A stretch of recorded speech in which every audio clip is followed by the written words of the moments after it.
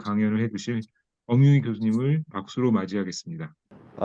오늘 제가 짧은 시간이긴 하지만 어떻게 하면 건강하게 나이를 먹을까라는 제목으로 얘기를 꾸려갈까 합니다. 건강하게 오래 사는 게 중요한데 그냥 병원에 열심히 다니고 약 오래 잘 먹고 하면 건강하게 되는 게 아니라 나 자신의 여러 가지 모든 것을 바꿔야지만 건강하게 산다. 그러니까 본인의 노력이 없이는 건강하게 살기가 쉽지 않다라는 것을 강조해 드리기 위해서 이 말씀을 드리게 됐습니다. 여기 좀 길게 그 영어로 된 이제 문장이 있는데, 나이를 먹어간다라는 것은 마치 우리가 어디 여행을 가는 것과 똑같다고 생각을 합니다. 여행을 떠날 때 어떻게 짐을 잘 싸서 떠날 것인가 하는 게 문제인데, 그 백 속에 뭐가 들어있을 것인가. 그래서 항상 백은 가장 간단하고 가볍게, 그래서 여행을 아주 가볍게 하는 게 좋은 게 아닌가 그렇게 생각을 합니다. 그럼 먼저 간단히 인간의 일생이 어떻게 될 것인가를 한번 살펴보도록 하겠습니다. 태어나서부터 어머니의 젖을 먹고 그다음에 이유기를 지나서 청소년기, 성년기, 배우자를 찾고 결혼을 하고 기타 이제 노년에 들어서서 마지막에 죽음에 이르기까지 되는 것이죠. 이러한 과정을 거치는데 우리가 나이를 먹어간다는 것은 무엇일까? 유전학을 전공하는 사람들은 그 유전자에 모든 게 쓰여 있다라고 얘기를 하지만 그 나이를 먹어가는 것에 대해서는 그 원인이 무엇인지 그거는 잘 아직 모르고 있습니다. 그러나 동물과 식물에 상관없이 모든 생명체는 나이를 먹어가고 있죠. 그래서 나이가 들면 어떤 변화가 나올 것인가 생각해 보면 모든 능력이 우선 감소한다. 그 다음에 손상 후에 그것을 복구하는 능력이 감소하고 우리 몸에 모든 에너지를 만들어주는 미토콘드리아라는 세포 소체가 있는데 미토콘드리아의 수가 감소를 해서 모든 대사 기능이 떨어진다라고 이제 요약해서 말씀을 드릴 수가 있습니다. 오늘처럼 추운 날씨에는 추위를 많이 탑니다. 나이가 들면 들수록. 그 다음에 다쳤을 때 치유도 잘 안 되고 모든 기능이 감퇴해서 이걸 일일이 다 나열한다는 거는 별 그렇게 큰 의미가 없을 것 같고 중요한 장기별 변화만 몇 가지를 살펴보도록 하겠습니다. 먼저 피부는 나이가 들면 노화 반점이라는 게 생기죠. 그래서 까만 점이 생겨서 나이가 들어가고 있다라는 걸 알 수 있고, 피지선의 활동이 감소해서 피부가 건조해지고 거칠어져 가지고 연세가 드신 분들은 자연적으로 가려움증이 많아질 수밖에 없는 그런 상황을 가지고 있죠. 그 다음에 근육은 우리가 힘을 쓰는 능력을 가진 게 근육인데 근육의 수가 엄청나게 줄어든다. 저처럼 80세가 되면 근육이 거의 반으로 줄는다라는 걸 갖다가 우리가 알 수가 있습니다. 그 다음에 내분비계의 기능도 감소하고 혈액의 모든 조성 같은 거는 일정하지만 거기에 대해서 새로운 감염이나 이런 것에 대한 대처하는 능력이 점차적으로 줄어들게 되어 있습니다. 그리고 심폐 기능은 10대 때가 최고로 말하자면 효율이 좋고 그 이후는 감소하는 것을 볼 수가 있습니다. 그 다음에 면역계의 기능도 점차적으로 감소해서 관절미라든지 여러 가지가 많이 이제 발생합니다. 그리고 이제 호흡기를 보면 여러 해로운 물질, 특히 우리나라 같이 매연이 많은 나라에서는 폐가 굉장히 손상을 많이 받습니다. 그래서 폐를 어떻게 하면 손상을 적게 받고 오래 지탱을 하느냐도 건강하게 오래 사는 것에 아주 중요한 그 키팩터라고 볼 수도 있습니다. 그 다음에 소화기 기본적으로 모든 기능이 떨어집니다. 미각도 떨어지고 후각도 떨어지고, 그 다음에 또 결정적인 거는 치아가 많이 손실이 된다는 거죠. 나이가 먹으면 이가 빠지고 상해서 임플란트를 한다든지 여러 가지 그런 이제 상황을 겪게 되고, 간의 해독 기능도 또한 많이 약화가 됩니다. 생식 기능은 여성의 경우에는 폐경기가 지나면 모든 생殖기관이 이제 위축이 되고, 남성은 40대 부터 이제 크게 감소해서, 그렇지만 남성은 그런 대로 전생에 걸쳐서 아버지가 될 수 있는 그런 특징을 가지고 있습니다. 신경계 또한 감소해서 여러 가지 모든 운동 기능이나 감각 기능이 다 감소하는 걸 볼 수가 있고, 특히 시력의 경우에는 70세 이후에 많이 줄어가지고 눈을 잘 보지 못한다든지, 또 눈물샘의 기능이 약화돼 가지고 안구 건조증, 눈이 건조해서 눈이 마른 그런 현상을 많이 볼 수가 있습니다. 그래서 이러한 여러 가지 중추신경계의 기능, 특히 우리가 여기서 이제 주의 있게 잘 봐야 될 건 기억력이 나이가 들면 들수록 엄청나게 감소한다는 사실입니다. 기억력이 감소가 되고 소실이 되고 그래서 이제 치매까지 이르게 되는데 우리 의식이라고 하는 것은 기억의 기반을 둔 우리 몸의 현상입니다. 그래서 나를 잃어버리는 거가 곧 기억을 잃어버리는 것이죠. 그래서 기억이 잃어버리면 나를 잃어버리고 그게 종국에 가서는 치매까지 가게 되는 것입니다. 그래서 이러한 그 나이가 먹어가는 모든 과정에 여러 가지 그 인자들이 다 영향을 줄 수 있는데 제일 중요한 건 저는 자기 관리를 얼마만큼 잘할 수 있느냐, 잘하고 사느냐가 중요하다고 생각하고 영양이 좋은 거, 그다음에 가난은 노화를 아주 그 좋지 않게 보고 그다음에 고독, 혼자서 산다는 것도 좋지 않습니다. 그래서 사회 활동을 되도록이면 많이 하는 게 좋고 그다음에 약물 중독, 여러 가지 약물 중독이 대단히 많습니다. 뭐 마약도 있고 담배도 있고 여러 가지 종류가 많은데 약물 중독에 걸리면 노화가 훨씬 더 촉진이 된다고 볼 수 있습니다. 그다음에 기타 여러 가지 그 성인병도 또한 영향을 많이 주는 인자라고 볼 수 있습니다. 그래서 오늘 제가 말씀드린 것의 주된 내용은 오래 사는 거가 중요한 게 아니고 건강하게 사는 것이 중요하다. 그리고 거기에 플러스해서 오래 살 수 있으면 더 좋겠다라는 말씀을 드리고자 합니다. 그러기 위해서는 국가나 사회나 개인이 방향 설정을 바꿔야 된다라는 저는 그렇게 주장하고 싶습니다. 이 제가 말씀드린 내용의 상당 부분은 1920년대 미국의 소위 장수 프로젝트라는 연구를 그 열세 전후의 미국 아동 1,500명을 80년 동안 쭉 추적해서 관찰하고 연구한 그런 그 결과를 보고한 내용입니다. 이제 그런 내용을 들어가기 전에 소위 우리가 건강이라는 게 무엇인가를 갖다가 우선 알고 넘어가야 되지 않을까.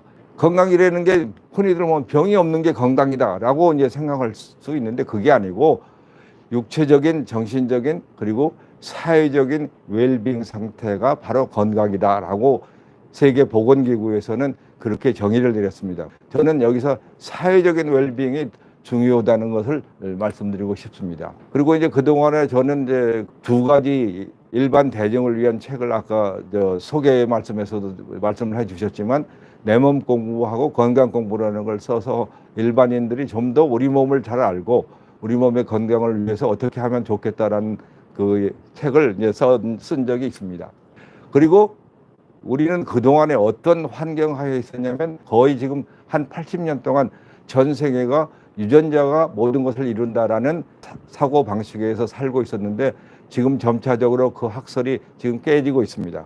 그래서 보편적인 생활 습관이나 환경이나 이런 거가 유전자의 그 발현에 지대한 영향을 끼친다. 그래서 저는 여기다가 제목을 여러분 스스로는 유전공학자다. 유전자의 발현을 여러분 스스로가 조절할 수 있다라는 얘기입니다. 그래서 건강한 삶을 위해서는 건강하게 오래 살려면 나를 먼저 바꿔라. 그래서 첫째, 좋은 음식, 올바른 음식을 먹어야 되고 생활 습관을 잘 갖춰야 되고 그다음에 이게 굉장히 어려운 문제이기도 하지만 나를 잃지 않으려는 노력을 해야 된다. 이 나를 그게 뭐 뜻대로 되는 게 아니죠. 나를 잃게 되면 바로 이제 치매가 돼서 내가 누구인지 모르는 그런 상황까지 가게 되는데 이 지금 현대 사회에 가장 해결이 되지 않는 그 난치의 그 질병이라고 볼 수도 있습니다.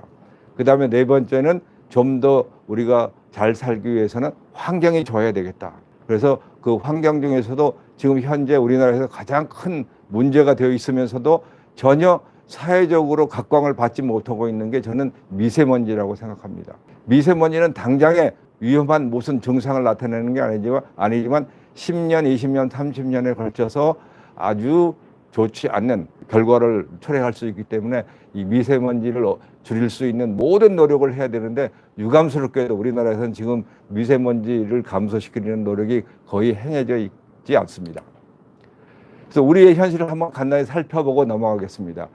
일반적으로 전 세계로 보면 50%의 사람이 심혈관 질환, 소위 만성병인 심혈관 질환으로 사망을 하고 약 21%가 암으로 사망합니다. 우리나라는 그것과는 반대로 압도적으로 암이 제1등입니다. 그래서 암의 경우를 한번 살펴보면 어느 암이 가장 많은가? 젊었을 때는 소화기 계통의 암이 제일 많았습니다. 근데 지금도 물론 소화기 계통의 암이 적은 것은 아닌데 압도적으로 많은 것을 증가하고 있는 것은 폐암입니다. 그 말 자체는 우리가 숨을 쉬고 있는 공기 환경이 좋지 않다는 것을 얘기를 해주고 있습니다.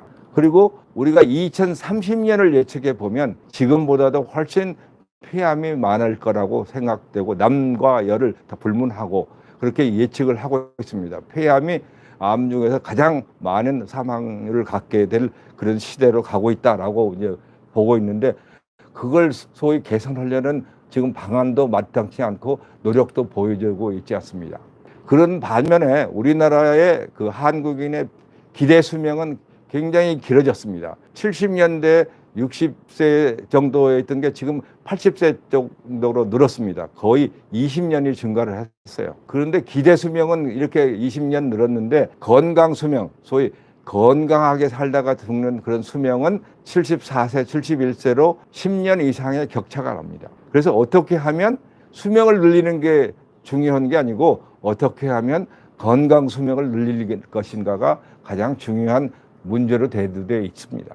건강하게 살기 위해서 그동안에 우리는 어떻게 해왔는가 우리가 스스로 반성을 좀 해야 된다 그렇게 생각합니다.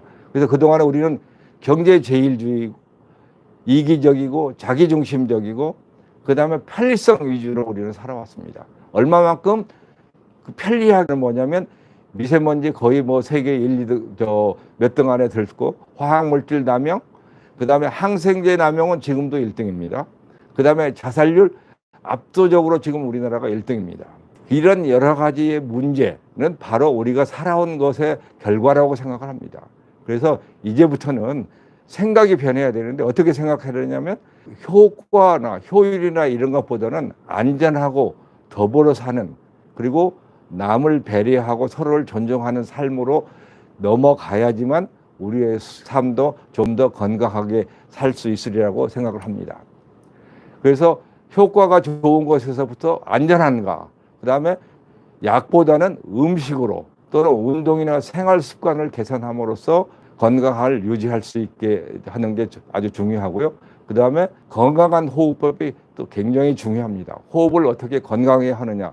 결과적으로 명상도 호흡법의 일종이라고 볼 수가 있습니다. 그래서 호흡을 잘 다스리면 스트레스를 잘 다스릴 수 있다고 생각합니다. 그래서 생각이 변해야 이 세상이 변한다라는 것을 이제 내세우고 있습니다. 근데 우리의 보건 현실은 어떤가 하면 아주 참 창피한 얘기지만 우리나라가 가장 유명한 호스피털 쇼핑을 하는 나라입니다. 병원을 수없이 여기저기를 다닌다는 뜻이죠. 그래서 왜 그렇게 됐는가를 보면 우리의 그 의료보험 수가의 책정의 문제입니다. 물질로 표현되는 행위에만 의료 수가가 적용이 되고 있어요. 그래서 경쟁적으로 각종 검사를 하고 전 세계에서 우리나라처럼 뭐 MRI 검사 이런 걸 많이 하는 나라가 없죠. 그다음에 기계적인 진단 뭐 이런 등등의 여러 가지 문제점을 많이 이제 발생을 시키고 있고 의사를 믿고 신뢰해서 생기는 플라시보 효과는 전혀 의료 수가에 반영되고 있지 않고 제가 만약에 30분 동안 어느 분하고 건강 상담을 해줬다? 그건 수가가 없습니다. 영원입니다. 그래서 우리의 보건 정책은 건강의 유지나 질병의 예방에는 돈을 전혀 쓰고 있지 않다. 다시 말해서 우리에게는 적극적인 건강권이 없다라고 볼 수가 있습니다. 그래서 소극적인 질병의 치료에만 그 모든 비용을 다 쓰고 있다고 볼 수 있습니다. 그래서 지금 현재 나타나고 있는 모든 의료의 문제는 기본적으로 수가와 직접적으로 관계가 되어 있습니다. 그리고 의료보험공단이나 심사평가원 같은 조직이 과연 의료보험으로 걷어들인 돈의 몇 퍼센트를 쓰고 저걸 유지를 하는지에 대한 것도 사실은 잘 알려야만 한다고 생각합니다. 그 비보험 질환의 경우에 비용이 높고 친절하고 의료 수준은 세계 첨단입니다. 그렇지만 아주 생명과 직결되어 있는 소아과, 산부인과, 무슨 흉부외과, 신경외과 이런 데는 거기에 희망하는 의사가 없습니다. 그래가지고 지금 멸종 상태에 이르게 돼 있어요. 근데 그런 상태에 이르렀을 때 그렇게 의사가 모자라니까 의대 정원을 늘려야 된다? 의대 정원이 필요하면 늘리긴 늘려야죠. 그러나 지금 기존 의과대학 졸업생이 그 과를 기피하는 이유를 알아서 그 부분에 투자를 해야지만 투자를 해야지만 의사가 가겠죠. 이런 상황에서 그 의사들만 양산해서 어떤 결과가 올지 저는 상당히 좀 겁이 납니다. 그래서 교육이나 보건이나 복지가 사람이 사람답게 살기 위한 인류의 목표인데 그 부분에 대해서 우리는 너무 지금까지 소홀해 왔다라고 이제 생각을 합니다. 그러면 먼저 본론에 들어가서 어떻게 그러면 먹고 살 것인가? 건강하게 먹고 산다는 것은 좋은 건 먹고 나쁜 건 안 먹고 적당하고 바르게 먹는 게 가장 중요한 것이죠. 근데 요즘 사람들의 식습관을 보면 한마디로 풍요 속의 빈곤입니다. 잘 먹는데 실제 생체 세포는 굶고 있다. 그래서 영어로 empty 칼로리라고 그렇게 표현을 합니다. 그럼 어떤 음식을 먹을 것인가? 저는 모든 사람에게 다 완벽한 식이요법은 없다라고 생각합니다. 자기 자신에게 맞는 식이요법을 자기 스스로 찾아가야 되는 거라고 이제 생각을 합니다. 그래서 어떤 걸 가장 좋은가? 뭐 설도 많고 여러분들 유튜브 보시면 온갖 저거가 다 많죠. 그렇지만 장수하는 사람들의 음식 패턴을 조사해 보면 소위 말해서 장수 음식이라는 게 그렇게 칼로리 따져가지고 나올 수 있는 게 아니다. 그래서 가장 결론적으로 말씀드리면 가공을 많이 하지 않는 신선한 그 지역 식품 그리고 계절 특산물을 많이 먹고 가족들이 모여서 같이 식사하는 더불어 같이 식사하는 거가 대단히 중요하다라고 결론을 내릴 수가 있습니다. 그래서 좋은 것을 먹어야 되는데 좋은 것이 뭔가? 근데 여기서 탄수화물만을 주로 말씀을 드리겠습니다. 탄수화물은 당 함량이 같아도 느리게 흡수되는 같은 100칼로리 음식이라도 천천히 흡수되는 거하고 빨리 흡수되는 거하고는 전혀 다른 효과를 가지고 있습니다. 그래서 여기서 이제 저밀도 탄수화물이라는 것은 처리가 안 된 탄수화물, 고구마나 당근 같은 그런 거고 이런 거는 흡수가 느리기 때문에 당 함량이 같아도 훨씬 우리 몸에 부담이 적습니다. 그러나 고밀도 탄수화물, 가공 처리된 그런 탄수화물은 뭐 프렌치 프라이다, 크리스프다 뭐 등등 소위 가공된 음식은 흡수가 빠르고 이건 부담을 많이 주는 음식입니다. 같은 칼로리라 할지라도 저밀도 탄수화물은 우리 몸에 안전한 것에 비해서 고밀도 탄수화물은 좋지가 않습니다. 그래서 가장 전 세계적으로 대표적인 좋은 식단이 지중해식 식단입니다. 과일과 야채를 많이 섭취하고 올리브유나 호두기름, 마늘, 해산물을 많이 이제 섭취를 하고 그다음에 그 사람들의 특징이 레드 와인을 대개 하루에 한두 잔씩 마신다. 그래서 지중해 식단을 먹는 국민들은 심장병이나 치매 위험률이 낮다라고 이제 알려져 있습니다. 그래서 일명 이걸 프렌치 파라독스라고 하는데 프랑스 사람들은 담배도 많이 피고 기름진 것도 많이 먹고 술도 많이 마시고 그러는데 심장병이 영국이나 미국에 비해서 훨씬 낮더라. 그래서 그 원인이 어디 있는가를 했더니 지중해 식단 그 중에서도 레드 와인이 많이 이제 관심을 갖게 됐습니다. 거기에 대해서는 아직도 이제 논란이 많이 있는 실정입니다만은 하여튼 이러한 음식을 섭취하는 게 대단히 좋고 콜레스테롤을 약을 먹어서 떨어뜨리는 것보다는 콜레스테롤을 올리지 않게 하는 그런 음식물을 섭취하는 게 더 좋은 거죠. 그 다음에 술과 커피 그리고 물은 우리 음식물 중에서 대단히 중요한 저것입니다. 와인은 특히 적포도에는 천여 가지의 성분이 있습니다. 그래서 이런 성분들이 건강과 밀접한 관계가 있다고 이제 그렇게 알려져 있고 커피도 하루 한두 잔의 커피, 특히 오전에 마시는 커피는 뇌 건강에 좋은 걸로 그렇게 되어 있습니다. 그리고 그 와인이 심장병이나 암, 감기, 기타 여러 가지 질병에도 효과가 있다고 그렇게 알려져 있습니다. 그 다음에 많은 분들이 물을 많이 마셔라. 하루에 1.2리터에서 2리터까지를 더 마셔라. 그렇게 이제 권하고 있는데, 근데 우리 몸에 75% 정도, 70% 정도가 물이기 때문에 좋은 물을 마시는 게 굉장히 중요한데, 가장 좋은 것은 생수를 마시는 게 가장 좋다고 볼 수 있습니다. 그 다음에 이제 아주 중요한 말씀을 지금 드리려고 하는데, 여러 가지 종류의 음식이 다 많지만, 자기 자신의 몸 속에 있는 장내 세균이 좋아하는 음식을 먹어라. 그런 겁니다. 그래서 장내 세균이 좋아하는 음식이 뭐냐? 소위 말해서 많은 사람들이 건강식품이라고 얘기하는 게 장내 세균이 좋아하는 음식입니다. 채소나 과일, 뭐 폴리페놀, 뭐 이런 것들이 다 장내 세균이 좋아하는 음식이에요. 그래서 이 장내 세균이 왜 그렇게 중요한가? 우리 몸의 세포보다도 우리 몸의 속에 있는 세균이 훨씬 더 많을 정도입니다. 그리고 그 요즘에 흔히들 세균은 우리의 적이다라고 얘기를 하지만 우리 인체 속에 있는 우리 몸의 세포 수는 약 1경계입니다. 근데 우리 몸 속에 있는 세포 수는 그보다 10배 많은 10경계가 되어 있습니다. 우리는 10경마리의 세균을 먹여 살려야 됩니다. 그 우리 인체의 세포만 살아서는 안 될 수가 없는 거죠. 그리고 세균은 지구상에서 가장 먼저 생긴 생명체고 우리는 그 세균의 덕을 보고 사는 그런 생명체라고 볼 수 있습니다. 그래서 장내 세균을 어떻게 하면 잘 살릴 수 있는가가 중요한 그 먹는 것에서의 가장 중요한 그런 이슈라고 볼 수가 있습니다. 그럼 우리 몸의 주인은 누군가? 우리일까? 우리 몸의 주인은 세균입니다. 우리 몸 속에 있는 세균이고 우리는 그 세균을 잘 먹여 살려야지만 되는 거죠. 그래서 그 세균을 잘 먹여 살리지 못하면 그 세균들이 떠나갑니다. 그 떠나가면 그 사람의 생명도 잃어버릴 수밖에 없다 그런 생각이죠. 그래서 우리가 뭐 건강에 좋다라고 하는 음식은 장내 세균이 살아가기 좋은 환경을 만들어주고 그걸 다 만들어주면 우리가 건강해진다. 특히 요 근래에 그 문명사회에서는 우울증이 굉장히 많은데 우울증과 이 장내 세균이 밀접한 관계가 있다는 연구 결과가 지금 많이 발표되고 있습니다. 그 다음에 나쁜 것 안 먹기, 이건 뭐 그 여러 가지로 가공 많이 돼 있는 음식을 안 먹는 게 대단히 중요합니다. 그래서 우리가 모르고 먹는 화학물질들이 너무 많습니다. 기본 원칙이 뭐냐? 첨가물이 5가지 이상의 음식은 먹지를 말아라. 가장 좋은 거는 첨가물이 거의 없는 음식을 드시는 거죠. 그 미국 하버드 대학에서 뭐 몇 년 된 연구이지만 그 햄버거나 핫도그나 가공육 같은 음식을 많이 먹으면 유방암이 많이 생긴다라는 연구 결과도 발표한 바가 있습니다.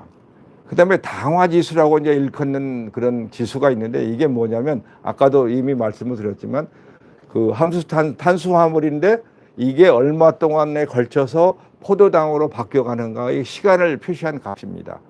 그래서 여기서 당화지수가 낮은 음식들을 많이 드시고 당화지수가 높은 거, 빵이라든가 시리얼이라든가 뭐 인스턴트 라이스, 뭐 포테이토 등등 케이크, 쿠키 뭐 이런 거가 아주 좋지 않은 거죠.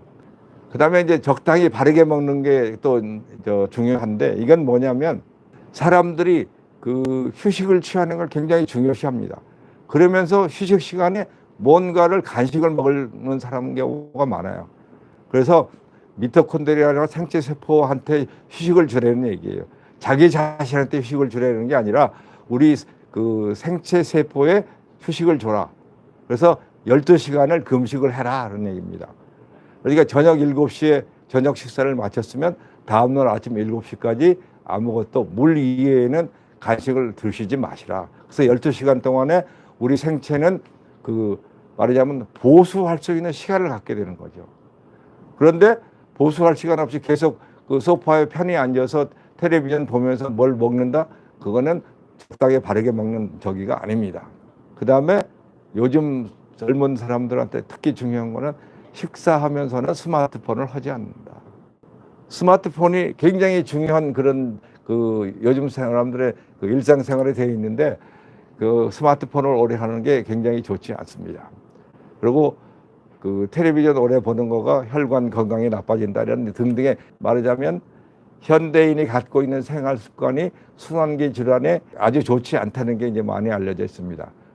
시간 관계상 옳게 바로 먹기에 대해서는 음식물의 칼로리를 잊어버리고 좀 더 이제 질로 따져보자라는 얘기고 다이어트에 좋다고 하는 음식도 잊어버리고 저밀도 탄수화물을 주로 섭취하고 무지개 색깔의 과일과 채소를 섭취하고 그 중에서도 이제 장내 세균이 좋아하는 음식을 먹어라.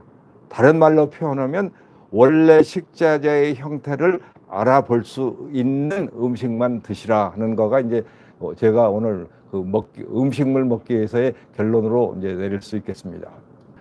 그 다음에 두 번째는 내 몸을 지키는 그 생활 습관인데 적게 앉아 있고 많이 움직여라 라는 그런 슬로건이 나타나게 됐습니다.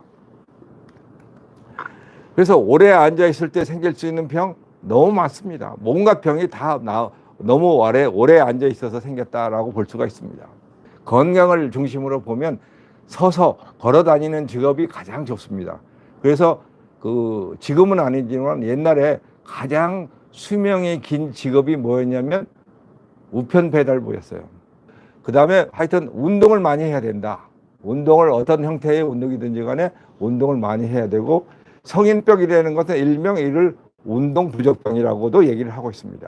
그래서 운동병 부족병이 전 세계 사망 원인의 한 5%를 차지하고 있고, 이는 비만보다 더 위험하고 흡연 비슷한 위험도를 가지고 있다고 이제 볼 수 있습니다.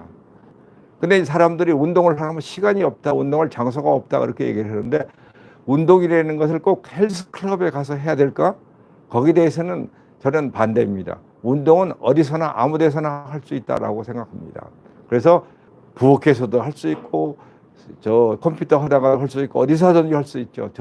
온 세상이 다 모두 헬스클럽이기 때문에 꼭 헬스클럽에 가야지만 운동을 할 수 있는 건 아니죠.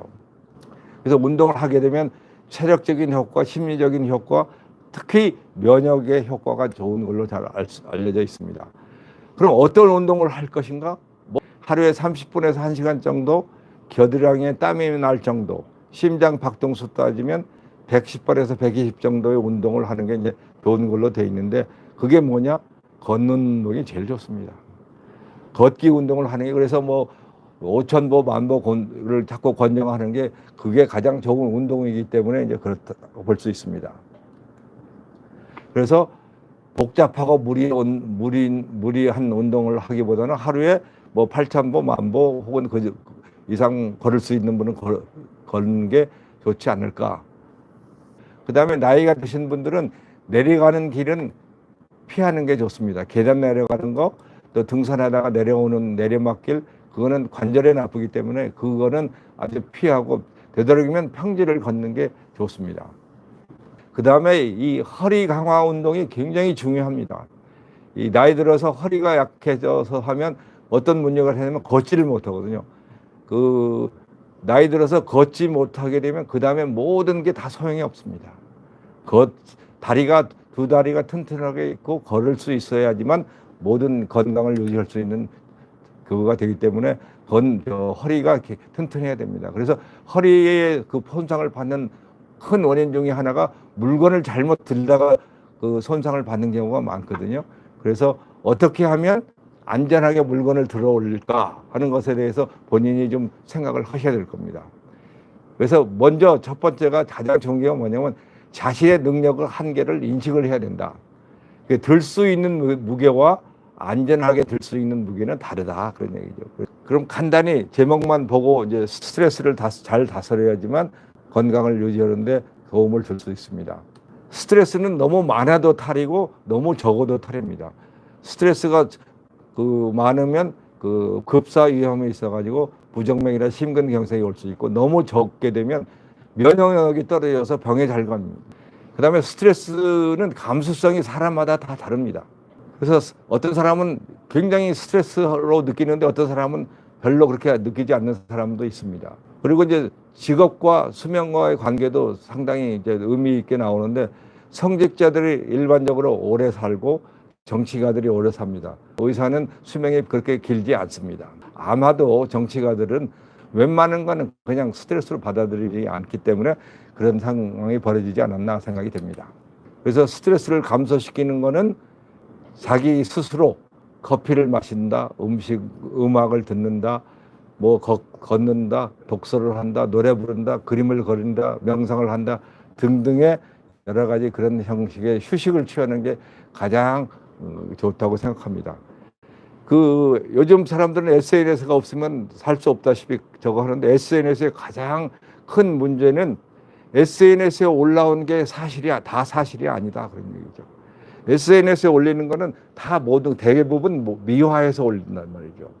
그래서 예민한 청소년들은 그런 걸 보고 말하자면 자기들 더 비관하고 우울증에 빠지고 이런 일들이 굉장히 많습니다. 그래서 SNS의 그런 현상을 우리는 false reality, 가짜 현실이라고 얘기를 하는데 청소년들이 그걸 진짜 현실로 받아들이기 때문에 문제가 이제 많이 생길 수가 있습니다. 그래서 이런 스트레스를 줄이는 그 호흡법, 배려하는 마음 등등이 이제 아주 대단히 중요하고 명상이 대단히 중요합니다.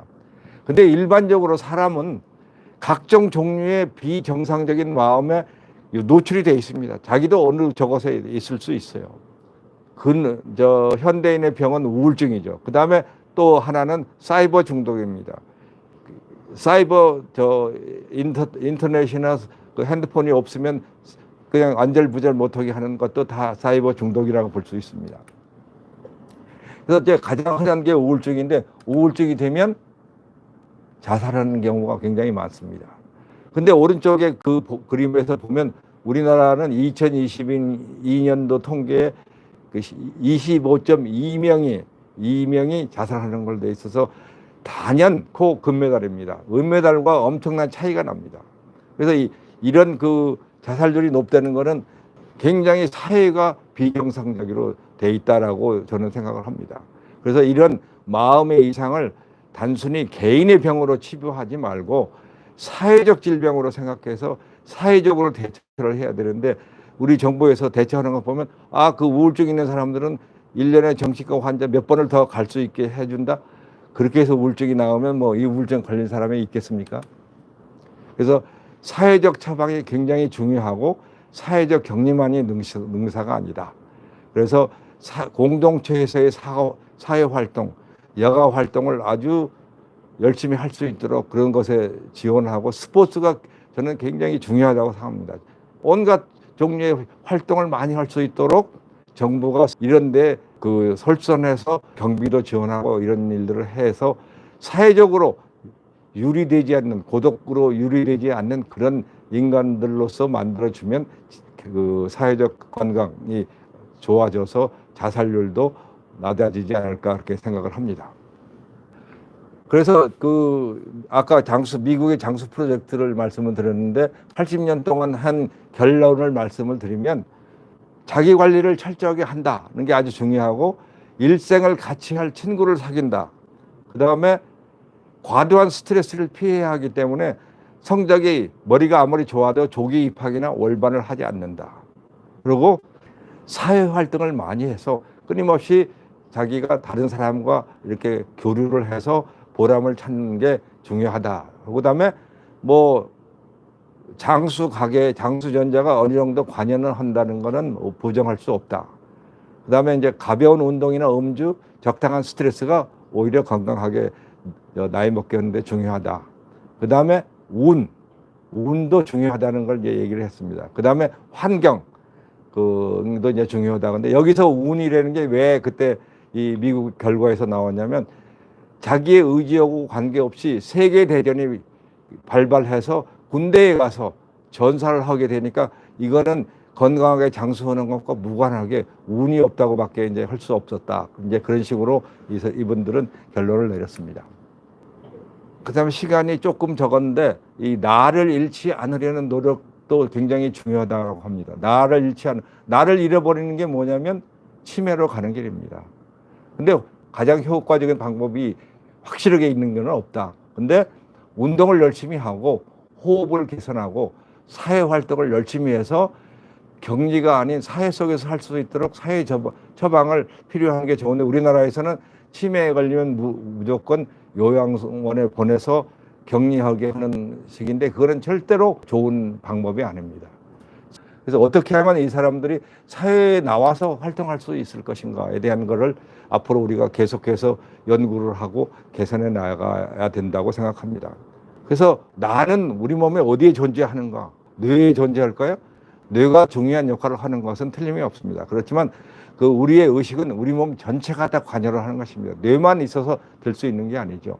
그래서 나를 잃어버리는 상황으로 가지 않기 위해서 어떻게 하면 될 것인가? 아까도 말씀드렸지만 운동을 열심히 하고 호흡을 잘 하고 왜 호흡을 여기서 강조해 드리는가 하면 치매나 이런 데 중요한 원인 중에 하나가 수면 무호흡증이라는 게 있습니다. 잠잘 때 숨을 안 쉬는 거는 무엇 때문에 생기느냐? 코로 숨을 안 쉬고 입으로 숨을 쉬기 때문에 생깁니다.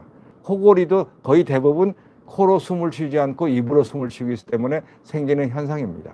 호흡법을 잘 익혀서 결국은 호흡법은 명상과도 통하기 때문에 호흡을 잘하면 여러 가지 그 나쁜 증상을 없앨 수가 있습니다.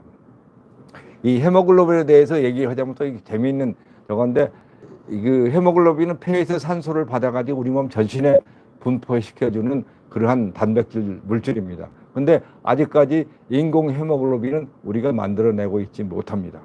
그래서 이 헤모글로빈이 가장 효율적으로 산소 운반을 할 수 있게 만들어주는 게 올바른 호흡법이라고 볼 수가 있습니다.